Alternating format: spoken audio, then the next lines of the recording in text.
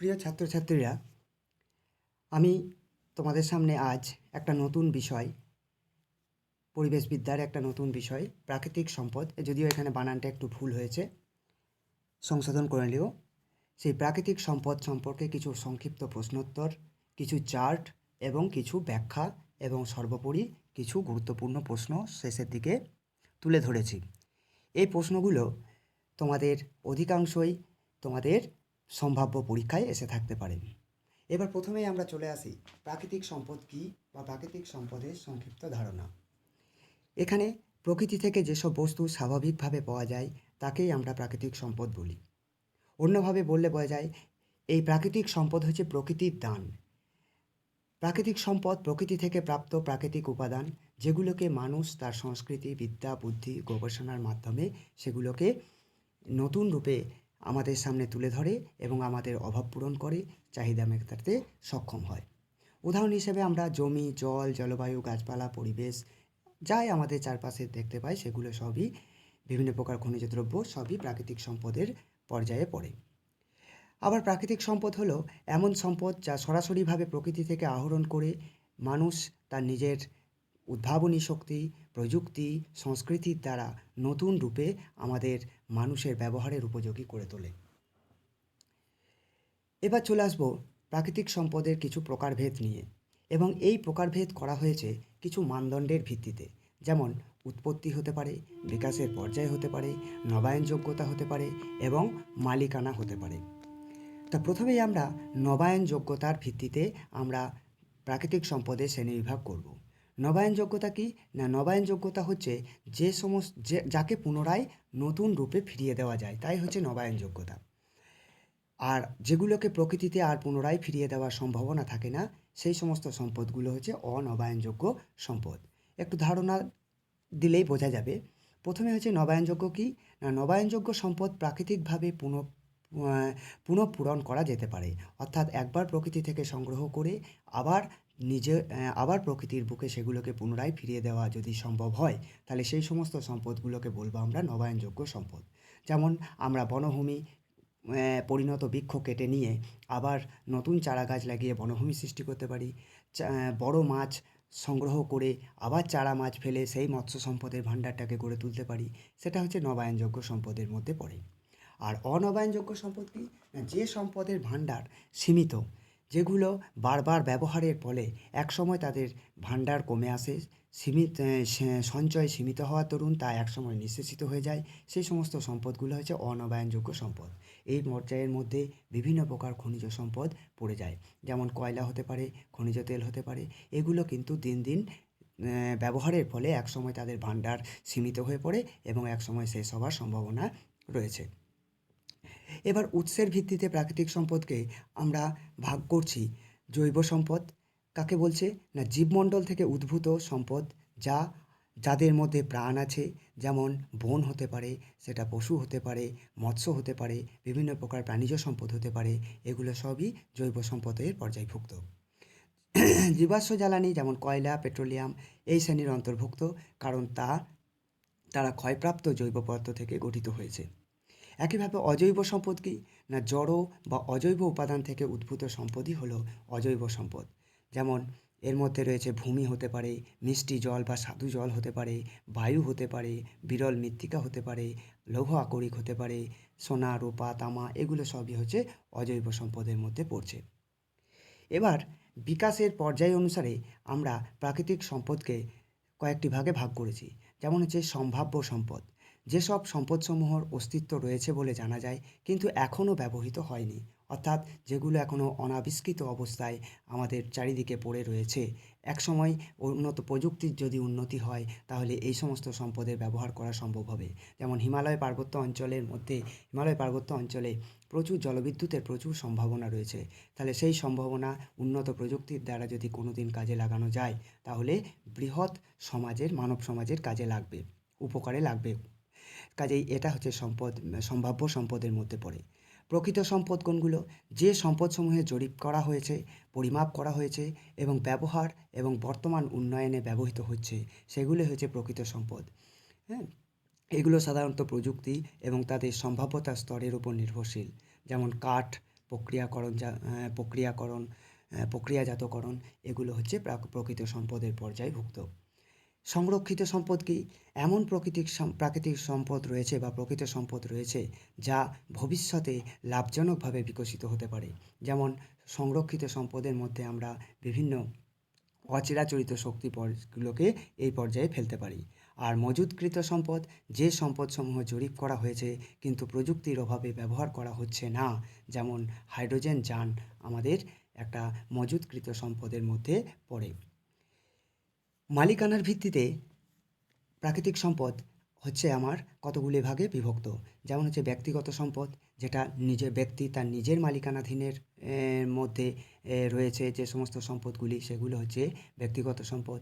এর মধ্যে আমাদের নিজস্ব প্লট, ঘরবাড়ি, বাগান, চারণভূমি, পুকুর, এগুলো সবই হচ্ছে ব্যক্তিগত সম্পদের মধ্যে পড়ে। সমষ্টিগত সম্পদ কি?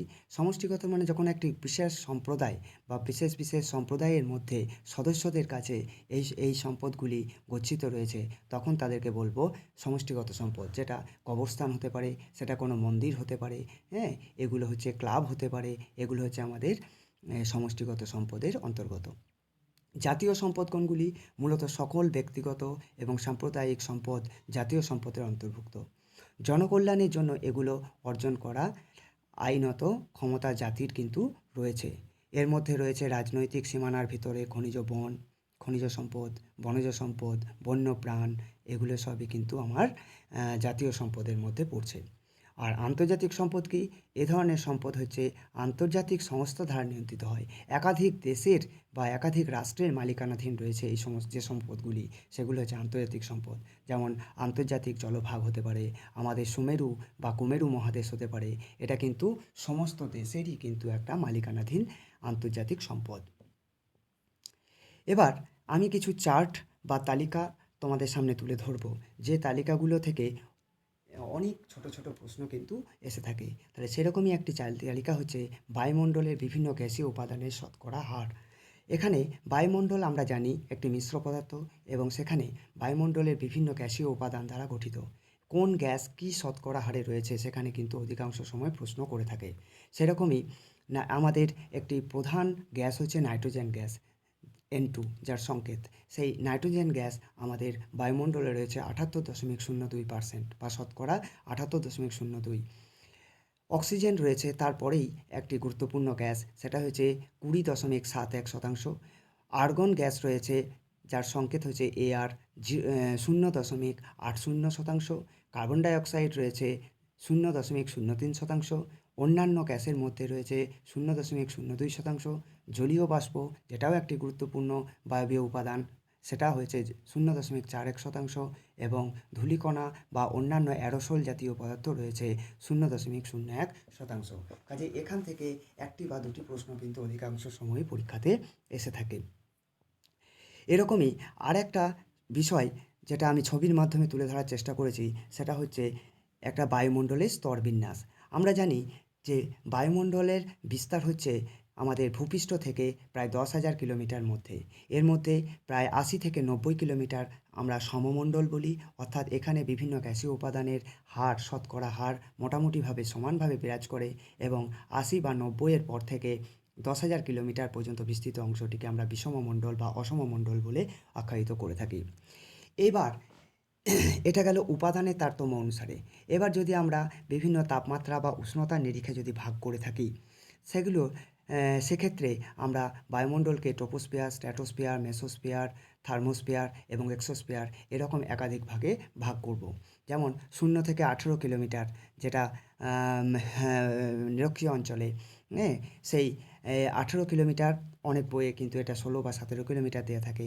সেই 18 কিলোমিটার পর্যন্ত বিস্তৃত অংশটিকে আমরা ট্রপোস্ফিয়ার বলি, যেটার মধ্যে আমরা বসবাস করি। সেই ট্রপোস্ফিয়ারে বিভিন্ন বায়ুমণ্ডলীয় গোলযোগ থাকে, মেঘ দেখা যায়, ঝড়ঝঞ্ঝা দেখা যায়, সেই জন্য এর অপর নাম ক্ষুব্ধমণ্ডলও হয়ে থাকে।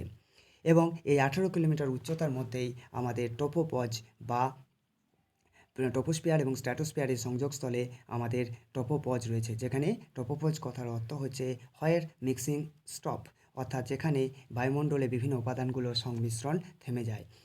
এরপর থেকে ৮০ কিলোমিটার পর্যন্ত বিস্তৃত অংশটি স্ট্র্যাটোস্ফিয়ার নামে পরিচিত। এই স্ট্র্যাটোস্ফিয়ারের গুরুত্ব রয়েছে যথেষ্ট। এখানেই ১৬ থেকে প্রায় ৮০ কিলোমিটার ১৮ থেকে ৮০ কিলোমিটার পর্যন্ত বিস্তৃত অংশের একটা বৃহৎ অংশ জুড়ে রয়েছে ওজোন স্তর। সেই ওজোন স্তর আমাদের কাছে একটা প্রাকৃতিক ছাতার রূপে কাজ করে। এখানে বিভিন্ন ক্ষতিকারক আল্ট্রাভায়োলেট রশ্মি আমাদের হাত থেকে আমাদেরকে, প্রকৃতিকে বা জীবজগৎকে রক্ষা করে থাকে। এরপরে আয়োনোস্ফিয়ার, এখানেই বেতার তরঙ্গ প্রতিফলিত হয়ে চলে আসে আমাদের, সেই জন্যই আমরা বেতার তরঙ্গ শুনতে পাই। তারপরে রয়েছে থার্মোস্ফিয়ার, এবং থার্মোস্ফিয়ার হচ্ছে ৫০০ কিলোমিটার পর্যন্ত, এবং ৫০০ থেকে প্রায় ৭৫০ কিলোমিটার পর্যন্ত রয়েছে এক্সোস্ফিয়ার, এবং তারপরেই রয়েছে আমাদের ম্যাগনেটোস্ফিয়ার, এক্সোস্ফিয়ার, এরকম বিভিন্ন স্তর রয়েছে, যে স্তরগুলো সম্বন্ধে এখনও অধিকাংশ বিষয়ই কিন্তু আমাদের এখনও জানার বাইরে থেকে গিয়েছে। এটা যেমন গেল, ঠিক তেমনি পৃথিবীর অভ্যন্তরভাগেরও কিছু অংশ আমরা তুলে ধরব, এবং তার সাথে সাথে কিছু বিযুক্তি রেখাও আমাদের দিয়ে থাকে। আমাদের পৃথিবীর অভ্যন্তরভাগকে আমরা জানি যে ভূপৃষ্ঠ থেকে প্রায় ৬,৩৭১ কিলোমিটার পর্যন্ত বিস্তৃত রয়েছে আমাদের পৃথিবীর অভ্যন্তরভাগ। এই পৃথিবীর অভ্যন্তরভাগকে মূল ৩টি ভাগে ভাগ করেছি: কেন্দ্রমণ্ডল, গুরুমণ্ডল এবং ভূত্বক বা শিলামণ্ডল। ভূত্বক মোটামুটিভাবে ৩০ কিলোমিটার বিস্তৃত। সামুদ্রিক ভূত্বকের মধ্যে এটা ৩০ কিলোমিটার, এবং পার্বত্য অঞ্চলে এটা প্রায় ৭০ থেকে ৮০ কিলোমিটার বিস্তৃত। এই ভূত্বকের উপাদানের তারতম্য অনুসারে দুটি স্তর রয়েছে। ওপরের স্তরটা সায়াল বা সিলিকা এবং অ্যালুমিনিয়ামের প্রাধান্য থাকায় সায়াল, এবং নিচের স্তরটা হচ্ছে সাইমা বা সিলিকা এবং ম্যাগনেসিয়ামের প্রাধান্য থাকায় এটি সাইমা স্তর রয়েছে। এই ভূত্বকে সায়াল এবং সাইমা স্তরের সংযোগস্থলে যে বিযুক্তি রেখা রয়েছে, খুব গুরুত্বপূর্ণ বিষয়, সেটা হচ্ছে কন্ড্রাট বিযুক্তি, অধিকাংশ সময় প্রশ্ন দিয়ে থাকে। এরপর আসছে মোহ বিযুক্তি। মোহ বিযুক্তি হচ্ছে এই বহির্গুরুমণ্ডল বা এক কথায় গুরুমণ্ডল এবং ভূত্বকের সংযোগস্থলে রয়েছে আমাদের মোহ বিযুক্তি। খুব গুরুত্বপূর্ণ যে মোহ বিযুক্তি কোথায় থাকে, কার সংযোগস্থলে? ভূত্বক এবং বা শিলামণ্ডল এবং গুরুমণ্ডলের সংযোগস্থলে রয়েছে মোহ বিযুক্তি। এরপরে আসছে অন্তঃগুরুমণ্ডল এবং বহির্গুরুমণ্ডলের সংযোগস্থলে রয়েছে ৬৬০ কিলোমিটার বিযুক্তি। এরপর রয়েছে অন্তঃগুরুমণ্ডল, গুরুমণ্ডল এবং কেন্দ্রমণ্ডলের সংযোগস্থলে রয়েছে গুটেনবার্গ বিযুক্তি, এবং এরপর গুরুমণ্ডল এবং কেন্দ্রমণ্ডলের সংযোগস্থলে গুটেনবার্গ বিযুক্তি, এবং কেন্দ্রমণ্ডলের যে দুটো অংশ, অন্তঃকেন্দ্রমণ্ডল এবং বহিঃকেন্দ্রমণ্ডল, তার সংযোগস্থলে রয়েছে লেহমান বিযুক্তি। কাজেই তাদের বিস্তার আমরা দেখে নিয়েছি যে ৩০ কিলোমিটার পর্যন্ত মোটামুটি ভূত্বক, ৩০ থেকে ৭০০ কিলোমিটার পর্যন্ত হচ্ছে বহির্গুরুমণ্ডল, ৭০০ থেকে ২৯০০ কিলোমিটার পর্যন্ত অন্তঃগুরুমণ্ডল, অর্থাৎ ৩০ থেকে ২৯০০ কিলোমিটার পর্যন্ত হচ্ছে গুরুমণ্ডল, ২৯০০ থেকে ৫,১৪৬ কিলোমিটার পর্যন্ত আমাদের রয়েছে বহিঃকেন্দ্রমণ্ডল, আর ৫,১৪৬ থেকে ৬,৩৭১ কিলোমিটার পর্যন্ত রয়েছে অন্তঃকেন্দ্রমণ্ডল। এরপর আমি কিছু গুরুত্বপূর্ণ জলবিদ্যুৎ প্রকল্প কোন নদীর উপর অবস্থান করছে এবং কোন রাজ্যে অবস্থান করছে সে বিষয়ে কিছু একটা চার্ট তোমাদের সামনে তুলে ধরব। তেহরি জলবিদ্যুৎ প্রকল্প, এটা ভাগীরথী নদীর ওপর অবস্থিত, উত্তরাখণ্ডে তার অবস্থান। একইভাবে শ্রীশৈলম কৃষ্ণা নদীর ওপর, অন্ধ্রপ্রদেশ। নাগার্জুন সাগর কৃষ্ণা নদীর ওপর, অন্ধ্রপ্রদেশে। এরকম একাধিক জলবিদ্যুৎ প্রকল্পের নাম এবং কোন নদীর ওপর সেগুলি অবস্থিত সে নিয়ে কিন্তু অনেক প্রশ্ন দিয়ে থাকে, একটা বা দুটো প্রশ্ন প্রায়ই এসে থাকে। কাজেই এগুলো আমি প্রত্যেকটা ধরে ধরে না বলে এই চার্টগুলোকে একটু ভিডিওটা স্টপ করে তোমরা কিন্তু দেখে নিতে পারো। এরকম অনেকগুলো চার্ট আছে, 2 নাম্বার চার্ট, 3 নাম্বার চার্ট, এই চার্টগুলোর মধ্যে থেকেই একটা বা দুটো প্রশ্ন পেয়ে যাবে। এরপর চলে আসি কিছু গুরুত্বপূর্ণ প্রশ্ন নিয়ে, যেগুলো তোমাদের প্রাকৃতিক সম্পদ থেকে আসার সম্ভাবনা রয়েছে। এরকমই হচ্ছে মৃত্তিকা সৃষ্টিতে সাহায্যকারী অণুজীব হচ্ছে লাইকেন। জীবাশ্ম জ্বালানি দহনের ফলে বাতাসে মূলত কার্বন ডাইঅক্সাইড, সালফার ডাইঅক্সাইড এবং নাইট্রোজেন ডাইঅক্সাইড গ্যাস যুক্ত হয়। নাইট্রোজেন স্থিতিকরণে সাহায্যকারী অণুজীবটি হলো রাইজোবিয়াম। আন্তর্জাতিক সম্পদের উদাহরণ কুমেরু সুমেরু মহাদেশ। এরকম প্রশ্নগুলো কিন্তু দেখে নেবে। বিদ্যুৎ উৎপাদনের ক্ষেত্রে পিভির ফুল ফর্ম হচ্ছে ফটো ভোল্টাইক। সিএসপি, হ্যাঁ, concentrating solar thermal power, short form থেকে ফুল ফর্ম দিতে পারে। বা পিভি এবং সিএসপি কোন বিদ্যুৎ উৎপাদনের কোন ক্ষেত্রের সঙ্গে যুক্ত? সৌরশক্তি। তারপর হচ্ছে ডাব্লিউইসি হচ্ছে ওয়েভ এনার্জি কনভার্টার। এটা হচ্ছে সমুদ্র শক্তি উৎপাদনের ক্ষেত্রে এটি ব্যবহৃত হয়। সেরকমই গুরুত্বপূর্ণ হচ্ছে পৃথিবীর চারপাশে বায়ুমণ্ডল না থাকলে পৃথিবীর তাপমাত্রা দিনে বৃদ্ধি পেত, রাতে হ্রাস পেত। এরকমই কিছু গুরুত্বপূর্ণ প্রশ্ন রয়েছে যেগুলোকে তোমরা লিখে নেবে এবং সবশেষে সেগুলোকে মুখস্থ করে প্র্যাকটিস করবে। বায়ুমণ্ডলে পাওয়া অক্সিজেনের দুটি রূপভেদ, ওজোন যেটার O3 এবং অক্সিজেন O2, এই দুটো হচ্ছে রূপভেদ। ওজোন ছিদ্র কি? ওজোন স্তর পাতলা হয়ে যাওয়া। প্রথম কোথায় দেখা গিয়েছিল? আন্টার্কটিকায় দেখা গিয়েছিল। ঠিক আছে। একটি সার্বজনীন দ্রাবক হলো জল। হ্যাঁ, স্মোজ শব্দের অর্থ হচ্ছে স্মোক প্লাস ফগ, অর্থাৎ ধোঁয়া এবং কুয়াশার সংমিশ্রণ। বাতাসে নাইট্রোজেনের শতকরা হার কত? অক্সিজেনের শতকরা হার কত? যেগুলো আমি চার্টে আগেই বলে দিয়েছি। তাহলে সেরকম একাধিক প্রশ্ন কিন্তু রয়েছে। কেরালার সমুদ্র উপকূলের বালিতে কি পাওয়া যায়? থোরিয়াম নামক একটি তেজস্ক্রিয় পদার্থ পাওয়া যায়, যা থেকে তেজস্ক্রিয় বিদ্যুৎ উৎপাদন করা হয়, পারমাণবিক বিদ্যুৎ উৎপাদনে সাহায্য করে। এরকম বায়ুমণ্ডলে বিভিন্ন গ্যাসীয় উপাদানের শতকরা হার দেখানো হয়েছে। শক্তি উৎপাদনে খনিজ তেলের শতকরা হার কত? শক্তি উৎপাদনে কয়লার শতকরা হার কত? হ্যাঁ, শক্তি উৎপাদনে পারমাণবিক শক্তির শতকরা হার কত? এরকম গুরুত্বপূর্ণ কিছু প্রশ্ন তুলে ধরা হয়েছে। জৈব ডিজেল উৎপাদনের জন্য উপযুক্ত গাছ হলো জাট্রোপা গাছ, খুব গুরুত্বপূর্ণ দিয়ে থাকতে পারে। ভারতের কোথায় জলবিদ্যুৎ উৎপাদনের সম্ভাবনা বেশি, অর্থাৎ সম্ভাব্য ও সম্পদ যেটা রয়েছে সেটা হচ্ছে উত্তর পূর্ব ভারত, সেখানেও কিন্তু রয়েছে। সবশেষে আমি তোমাদেরকে আবার ধন্যবাদ জানিয়ে আমি এই বক্তব্য শেষ করব। কিন্তু তার আগে বলবো যে আমার এই চ্যানেলটাতে তোমাদের আগের ভিডিওগুলো দেখে নেবে এবং এই চ্যানেলটা সাবস্ক্রাইব করলে পরে একে একে নোটিফিকেশানগুলো তোমাদের পাবে। ধন্যবাদ।